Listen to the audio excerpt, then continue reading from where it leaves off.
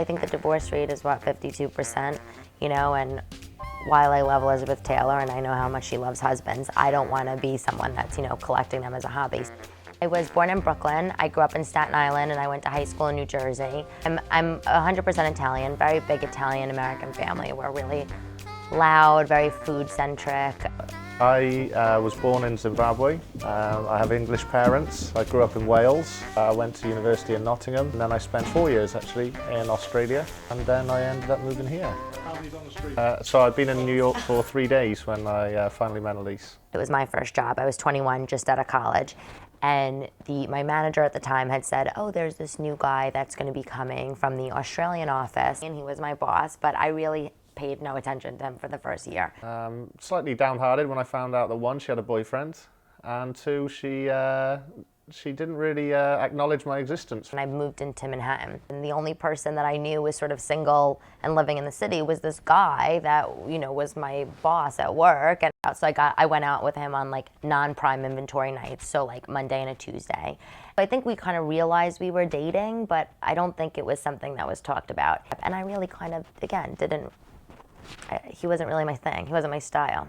But he knew I always wanted to be married, and I always knew he wasn't the marrying kind. It was always, everything was larger than life. Everything was, I want to go live in the suburbs in New Jersey, in Westport, Connecticut, with 25 kids in a big mansion and a butler tomorrow. Lisa told me for a year or two when we talked about getting married and getting engaged, and she had guaranteed that I would never be able to surprise her. I just decided I had to take charge myself, so I made an appointment at the jeweler, and I said, we're gonna just go look at rings today, and I'm just gonna tell you what I like. I got the ring, and the day after we had a blazing row, I organised with her work if they could go out for lunch. I turned up at lunch at Balthazar on Spring Street, and asked her to come outside so we could talk. He says, I want to just talk to you. I know we had this argument last night. And he said, I really feel bad about it. And I was like, yeah, well, I feel bad too. And now you showed up late. I just feel like you're so rude. You're so crazy. I can't deal with this. This isn't for me. And he says, I really think that my life, I really don't think I want you to be my girlfriend anymore. I think I was quite mean. I think I said, I don't think this is working out. That's what I said. I don't think this is working out, you being my girlfriend.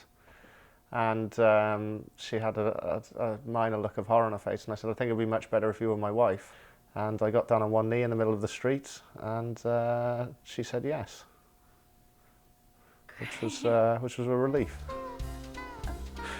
We are completely polar opposites, but we have a complete mesh well, and we mix so well together. Obviously, I'd like to have a yacht somewhere, and I would like to have, all the jewels in the world and sail around. But I think that's not what it's about. I think it's just about love and compromise and food.